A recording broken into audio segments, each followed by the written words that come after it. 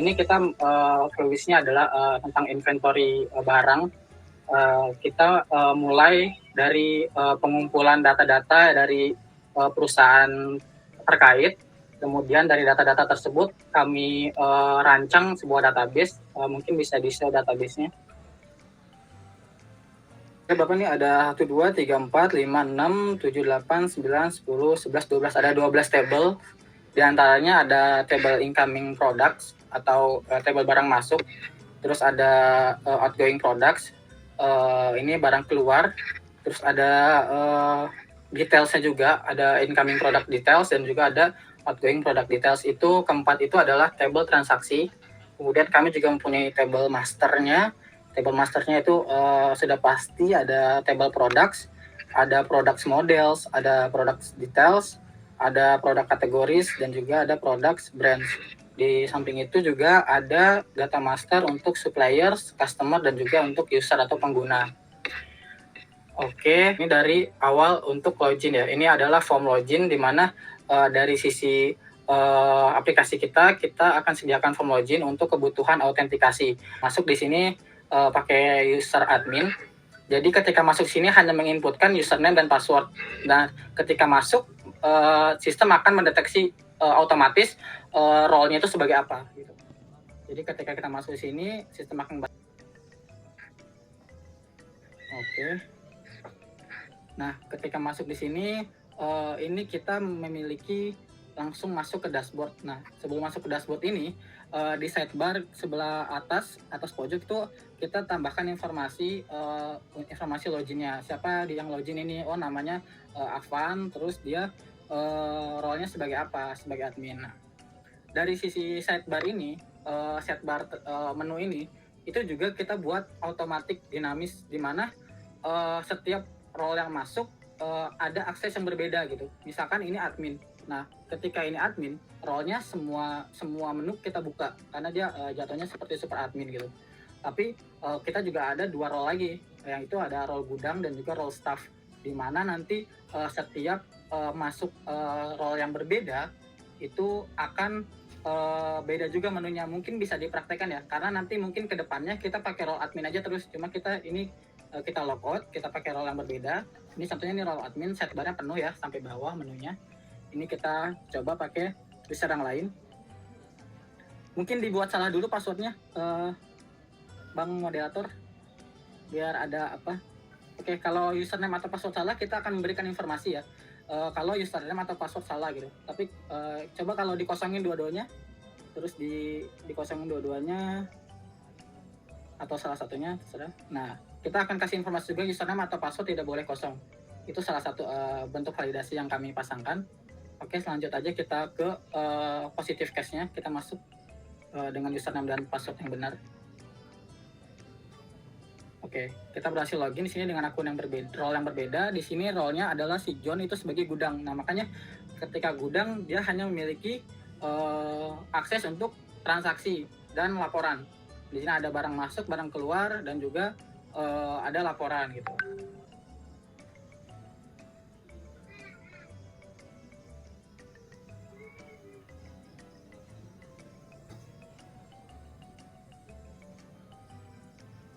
London 231 kalau nggak salah.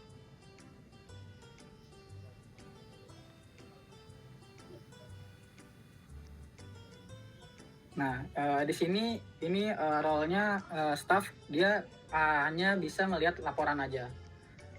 Gitu. Jadi kita sudah buat sedemikian rupa sidebar-nya dinamis supaya hanya orang-orang tertentu saja yang bisa mengakses menu-menu yang memang berkaitan dengan role tersebut gitu. Jadi nggak semuanya bisa dibuka gitu. Oke, mungkin dari saya terima kasih. Baik Ibu, melanjutkan dari penjelasan teman saya, Afan, mungkin saya masuk ke tampilan utama Bu di dashboard. Di dashboard ini saya menampilkan beberapa tampilan seperti ada informasi data barang masuk, barang keluar, dan data karyawan. Nah, di sini terlihat ada jumlah data barang sejumlah 42 diambil dari tabel di bawah, jumlah dari barang itu sendiri, Begitupun juga di transaksi barang masuk ada sejumlah 10. Selanjutnya juga ada di barang keluar ada 6, dan untuk usernya sendiri di sini ada 4, Bu. Kurang lebih itu aja sih. Selebihnya untuk data barang ini kita tampilkan sebagai informasi aja, Bu, walaupun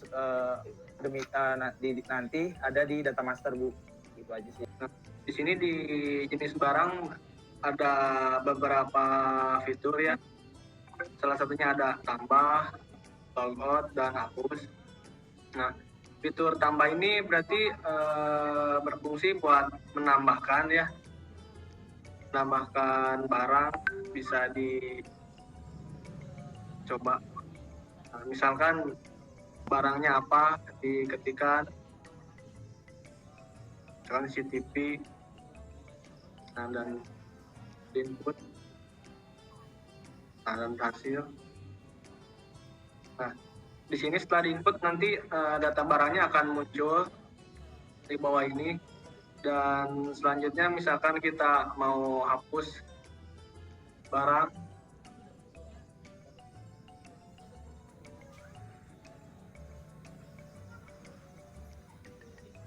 nah, dan terhapus. Kalau misalkan kita mau ubah juga bisa di fitur selanjutnya diubah, misal diubah. Nah, dan selanjutnya ke model dan tipe masih sama ya kayak sebelumnya, cuman menampilkan ada fungsi dari tambah dan ubah dan hapus. Jadi dari fungsionalnya tetap sama seperti sebelumnya. Saya akan melanjutkan menu merek dari Yusuf tadi. Ya, untuk tampilan sih sebenarnya sama kayak jenis barang dan model tipe. Ya, ada tambah, ubah, dan hapus. Kita tambah merek, misalkan Cisco. Klik simpan, dia otomatis akan tersimpan pada produk band. Jika namanya ada yang kurang atau itu, bisa klik ubah, tambahin Cisco, ya, ubah. Oke. Data akan otomatis terubah. Ada lagi pilihan hapus. Ya, hapus. Nah, data otomatis akan hilang dari produk band tersebut. Data satuan sama kayak merek, Bu. Fungsinya sih ada tambah, ubah, dan hapus. Kembali kepada saya lagi untuk di data barang. Jadi akumulasi dari data master jenis barang, model dan tipe, lalu ada merek dan juga satuan.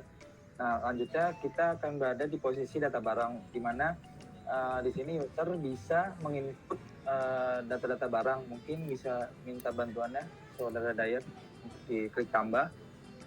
Oke, di sini ada kode barang. Untuk kode barang sendiri udah auto generate, Bu. Di sini terlihat ada BR 0007. Di sini misalkan user mau menginput nama barang baru, misal ya klik simpan. Ya, nanti otomatis data akan tersimpan di paling bawah. Mungkin selanjutnya coba kita ubah fungsi ubah. Boleh di-select dulu data barang yang sebelumnya kita input. Ubah. Misalnya kita ubah misal sembarang aja model tipenya, kita cek model tipenya. Kita ubah pilih, misalnya di sini kita ubah jadi apa aja, misalnya DD423, sorry. Ya, klik simpan, klik ubah, sorry. Ya, data berhasil diubah. Ya, mungkin kita coba fungsi fitur hapus. Ya, coba. Ya, data berhasil dihapus. Dan di sini juga ada fitur pencarian juga, Bu, di mana kalau misalnya datanya sudah banyak, kita bisa menggunakan variabel, misalnya di sini coba kode barang, misalnya BR. Contoh BR. 00 berapa misalnya? 003 misalnya. Sesuai ya, oke, berhasil. Lalu ada coba di tipe. Selanjutnya saya serahkan ke teman saya untuk di bagian supplier. Siapa ini yang supplier ya? Baik, terima kasih untuk Saudara Ridwan. Izin Bu, kali ini saya ingin menjelaskan untuk menu data supplier. Menu ini menjelaskan tentang data-data dari mana aja sih supplier yang kerjasama bareng perusahaan PT DKA ini. Jadi di menu ini kurang lebih sama dengan fungsinya dengan data barang, tetapi yang berbeda hanya isi dari data suppliernya tersebut, seperti ada nama supplier, ada alamat, ada nomor telepon supplier, dan ada email dari supplier. Nah, untuk fungsinya sendiri ada fungsi tambah yang berisi tambah, ubah, dan hapus. Untuk fitur tambahnya boleh dicoba. Nah, Indomarko dan alamatnya ada di Raya Bogor. Indomarko Pustama. Betul sekali, Bu. Nomor teleponnya dan alamat emailnya indomarko@yahoo.com.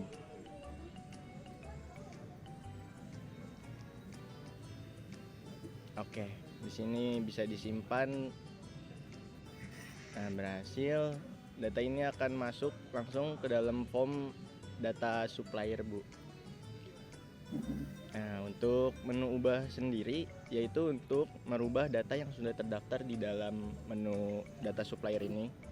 Semisal ada salah typo atau ada salah alamat atau ada perubahan alamat email yang bisa dirubah lewat fitur ubah ini. Contohnya misal seperti ya udah. Ya itu contohnya nggak ada yang dirubah ya. Pokoknya bisa di save, Bu. Ya. Nah, selanjutnya ada fitur hapus data juga. Nah, fitur ini untuk menghapus yang sekiranya data supplier yang sudah selesai untuk menjadi supplier kita. Boleh dihapus, Bang. Nah, datanya terhapus, Bu. Jadi saya menjelaskan bagian data pelanggan. Di sini sama kayak yang lainnya kita ada kolom ID, nama customer, alamat, nomor telepon, dan email. Nah, fitur-fiturnya pun juga sama, ada tambah, ubah, dan hapus. Boleh diklik bagian tambah. Nah, di bagian tambah ini kita ada kolom nama customer, terus alamat kita pakai text area karena biasanya alamat itu panjang, telepon dan email. Nah, misalkan salah satu kosong juga ada bakalan ada tulisan boxnya, confirmation boxnya. Boleh coba salah satu kosongnya. Salah satu dikosongin. Terus tulis pilihan. Nah, itu tuh nggak boleh ada yang kosong. Jadi di database itu semuanya harus sudah lengkap.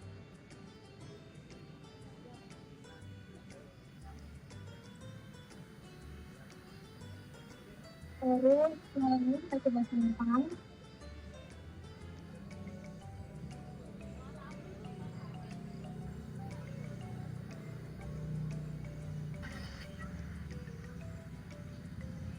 Nah, kalau begitu juga sama kayak yang lain, ada fitur ubahnya. Ubahnya itu bisa kita edit, misalkan nama customer-nya tadinya ada yang typo atau alamatnya ternyata salah. Nah, itu juga kita perbaikin di sini. Hapus juga bisa. Nah, fitur search pun juga ada di sini.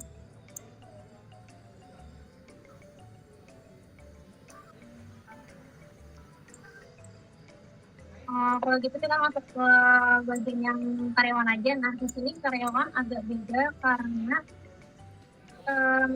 kalau misalkan kita tambah, itu bakalan ada kolom passwordnya, tapi di master sininya kita nggak bakalan display karena itu kan bagian dari privasi. Di kolom password sendiri kita juga sediain visibility, jadi kita bisa buka tutup melihat passwordnya. Nah, itu nggak boleh bikin user baru. Ini jadi di database juga nggak bakalan kelihatan. Nah, ketika kita pengen ubah juga, kita nggak show passwordnya. Jadi udah buka, tapi kita bisa ganti role di sini.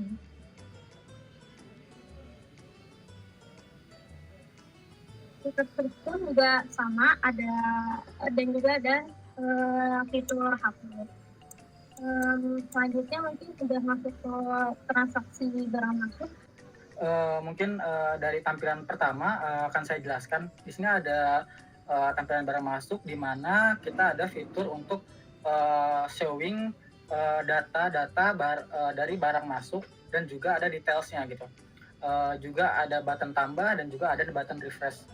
Nah, di samping itu kita juga memiliki hampir di semua form kita harus mempunyai yang namanya itu search bar ya.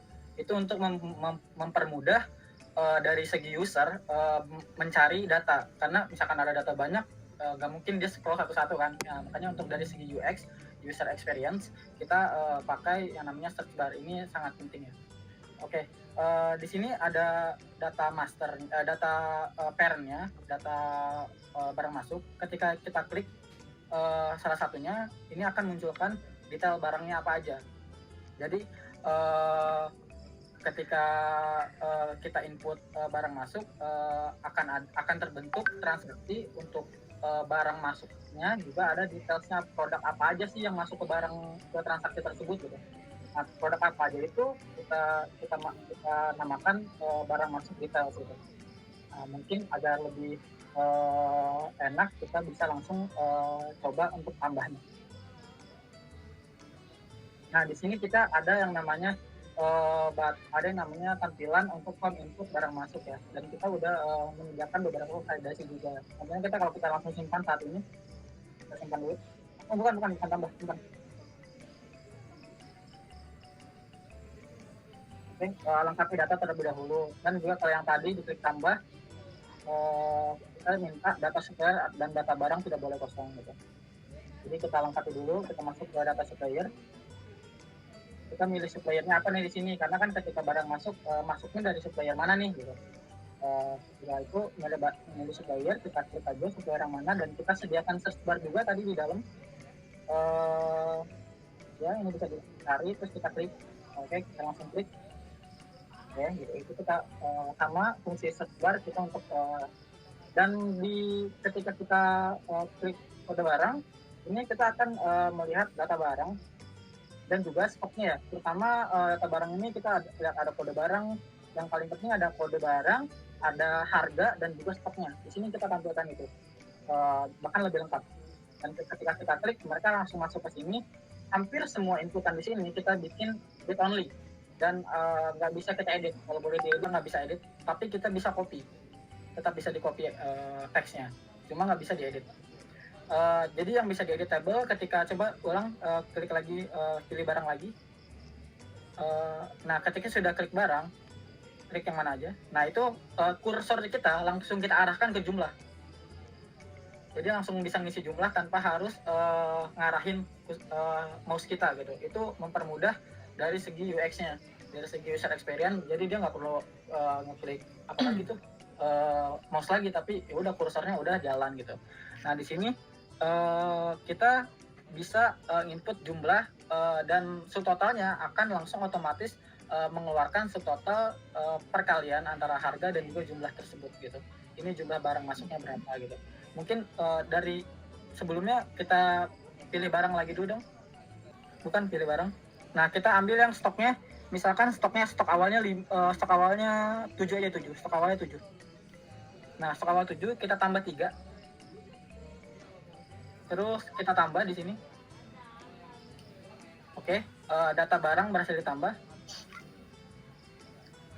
Oke, terus kita bisa edit. Kalau diedit, ini kita edit untuk edit jumlahnya. Cuma kita tampilkan juga informasi barangnya apa. Misalkan kita edit jumlahnya jadi 1. Edit jumlahnya. Edit dulu jumlahnya jadi 1. 1. Nah, terus simpan ubahnya. Klik ubah.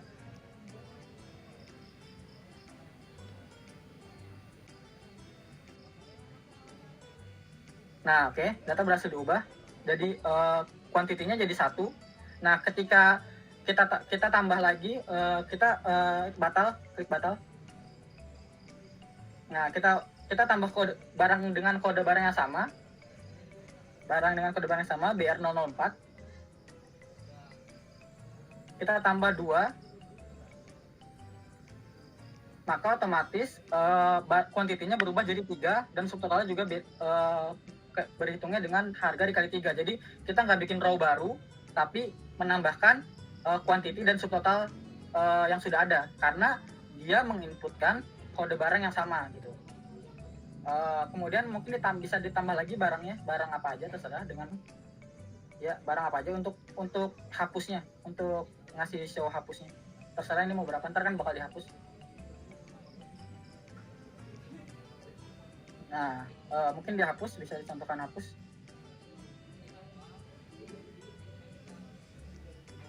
Oke. Sekarang mungkin bisa disimpan, kelihatan biar lebih dari 1 ya. Jadi satu transaksi bisa banyak barang gitu. Ini tadi stoknya berapa ya yang biar 006? Stoknya Oke, lanjut. ya, yang ini lihat lagi tak? Ini yang mau ambil yang stok berapa nih? Yang 6 ya. Oke, stoknya yang 6 ya. BR006 stoknya 4. Oke, kita tambah berapa dari 4? Kita tambah 1 aja lah biar lempeng. 5. Oke. Oke, kita simpan semua. Simpan. Oke, kita kembali. Nah, ketika kita lanjut kembali karena udah beres nyimpannya. Oke, di sini ada yang tadi Bu, satu transaksi ada banyak barang. Barangnya apa aja sih? Nah, barangnya ada di bawahnya ini di detailsnya. Barangnya itu ada si BR004 dan 006. Jumlah yang masuk 3 dan jumlah yang masuk satu lagi 1. Dan untuk totalnya ada di atas. Jadi total dari subtotal yang di bawah itu diakumulasi ditaruh ke atas. Jadi itu ada parent dan child-nya gitu. Transaksinya juga ada detailsnya gitu. Detailsnya barang-barang yang memang ada di transaksi tersebut gitu. Seperti itu. Untuk mengecek stoknya apakah berubah, yang tadi stoknya 7 awalnya dan stoknya 4 apakah bertambah? Oke, kita lihat di data barang. Tadi BR004 ya, tadinya 7 jadi 10 lempeng. Terus yang BR006 tadinya 4 jadi 5 karena ditambah 1.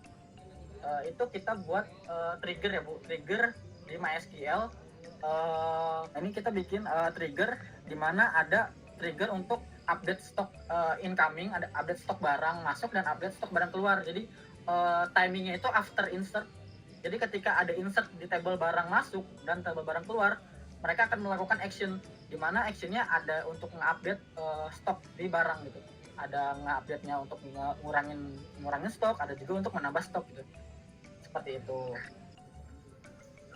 Nah ya Bu, di sini kan kita kalau ada barang masuk, ada barang keluar dong, nggak mungkin masuk terus ditimbun, nggak dijual-jual.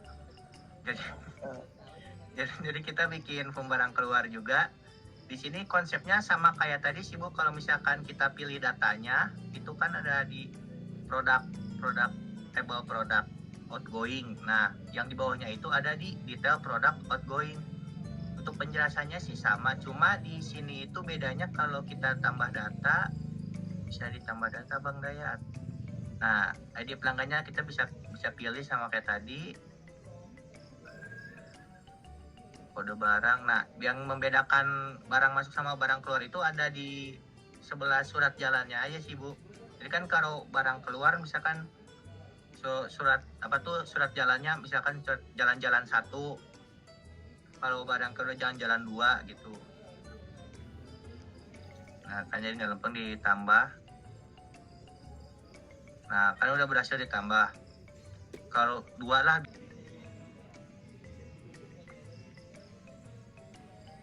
tambah. Nah, terus kita simpan. Nah, kita bisa kembali lagi ke barang. Oke, ini ada alert yang kayak tadi. Nah, yang baru kita tadi itu, nah, kan ada 2 barang, Bu. Mungkin bisa dicek lagi di data barang. Nah, stoknya kan berkurang, Bu. Yang lempeng tadi 10 jadi 9 sekarang karena barangnya udah keluar, Bu. Iya. Nah, kita balik lagi ke barang keluar. Nah, kalau dipencet itu sama aja sih konsepnya kayak tadi, Bu. Jadi dia bisa ngelihat detailnya. Nah, yang membedakan itu ada di surat jalannya aja. Bisa dipencet. Nah, kita pilih dulu jenis laporannya. Nah, data barang.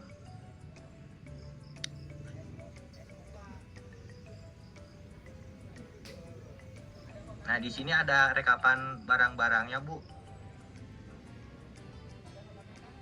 Nah, jadi untuk laporan-laporan yang biasanya di print buat mengolah datanya, kita bisa ambil dari sini dan bisa di-download juga, di-save. Bu, mungkin instruksi juga Bu, saya akan kolaborasi juga Bu sama Ragil. Mungkin ini kan Ragil akan show untuk di-save by PDF Bu. Nanti saya akan bantu langsung secara live-nya Bu ketika nanti laporannya di print gitu. Bisa Nah, ya di-print. ini kita soft filenya dulu. Langsung Jadi- ini ya, langsung ke PDF-in gitu. Ya, langsung ke PDF-in gitu. Bisa ke PDF atau ke printernya langsung Bu. Jadi kita bisa buat langsung connect ke printer, Bu, untuk mempermudah usernya. Ini contoh hasil ekspor laporan kita tadi. Mungkin yang real life-nya. Oke, sebentar Bu, saya coba ini ya Bu ya, tampilin. Nggak tahu ini itu sih saya udah kirim di grup sih Bu, kurang lebih Bu. Ini Itu ya. hasilnya setelah di print, Bu, sama kayak yang persis 100% mirip identik sama yang kita hasilkan dari soft file tadi. Nggak beda kok Bu. Iya, iya. Izin, ya. Beneran. Oke, makasih Ibu. Ini saya izin melanjutkan dari teman saya, dari rekan saya Ragil untuk penjelasan laporan barang masuk dan laporan barang keluar. Jadi kita masuk dulu ya untuk yang laporan barang masuk ini. Ya, ini untuk tampilan formnya seperti ini. Pilih jenis laporan. Ini untuk yang ke supplier, karena kan barang masuk kita beli nih dari supplier nih, jadi kita tinggal pilih aja suppliernya sesuai dengan data master yang kita punya. Kalau misalnya nanti di data master kita ibaratnya ada supplier baru nih, kita belum punya datanya, nah kita harus edit data masternya dulu nih, kita daftarkan lah ibaratnya si supplier itu agar kita bisa generate si laporannya ini. Tuh. Jadi di sini ada combo box, kita bisa pilih. Nah, ini ambil dari tabel pelanggan ya Bu. Jadi ini bisa kelihatan yang tadi kita sudah lihat. Ini misal kita pilih Schneider, terus kita coba print. Nah, jadi ini untuk format laporan untuk laporan barang masuk. Di sini ada ID, nama supplier, dan perihalnya dari laporan barang masuk. Sini jadi kita show, kita coba print menggunakan seperti spot untuk tabelnya, dan hasilnya tadi ada di grup juga. Ini kan laporan data barang, ini laporan barang masuk. Nah, ini bisa ada di tes, jadi kita ada buktinya Bu untuk reportnya ini works gak kalau untuk di print gitu. Oke. Jadi ini sudah kita langsung juga dari seperti itu tadi sama kayak Ragil. Oke. Ini untuk laporan barang masuk. Nah, kita lanjut juga untuk laporan barang keluarnya. Nah, untuk yang laporan mekanismenya sama Bu. Jadi untuk yang tadi barang masuk itu kita ke supplier pakai data table-nya. Jadi sekarang itu tuh pakai data table yang untuk yang pelanggan. Jadi sama mekanismenya, kalau ada pelanggan baru kita daftarkan dulu di data masternya, kemudian setelah sudah terdaftar baru kita bisa generate di sini. Misalnya ini ada customer KPW BI DKI Jakarta. Oke, terus kita print coba. Nah, muncul seperti ini. Di sini ada ID, ini ada nomor surat. Ini nomor suratnya yang tadi kita input di barang keluar itu, yang surat jalan itu, Bu.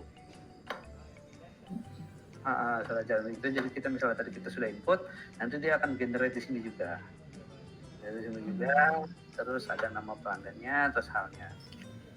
Jadi ini sebagai pengantar juga, Bu. Nanti kalau misalnya ada barang keluar, si pengantar paketnya kita kasih surat ini juga untuk sebagai pengantar mereka nanti ke tempat customer. Surat jalan ya. Iya, betul. Untuk contohnya tadi mana udah ya. Nah, ini Bu. Ini sudah ada, jadi sudah works well. Terima kasih teman-teman, Bang Dayat dan Ibu. Mohon izin Bu, ingin menjelaskan menu terakhir nih, menandakan kita udah di akhir dari aplikasi ini, yaitu menu keluar. Di menu ini berfungsi untuk di mana user ingin mengeluarkan aplikasi gitu, Bu. Jadi ketika transaksi sudah selesai, semua proses pengerjaan di aplikasi ini sudah selesai, mungkin akan ada menu Bang Dayat. Nah, di menu ini ketika dipencet menu keluar akan ada muncul notifikasi untuk konfirmasi apakah yakin ingin keluar atau tidak. Jadi sebelum keluar, ini user bisa memastikan apakah dia kepencet atau ini jadi nggak langsung keluar gitu, Bu. Ada konfirmasinya dulu sampai dia mencet. Dan aktifnya ya. Iya, Bu. Sampai dia mencet yes, baru deh dia bisa keluar aplikasi itu tersebut. Jadi kalau dia mencet tidak, dia akan tetap stay di aplikasi tersebut, Bu. Seperti itu.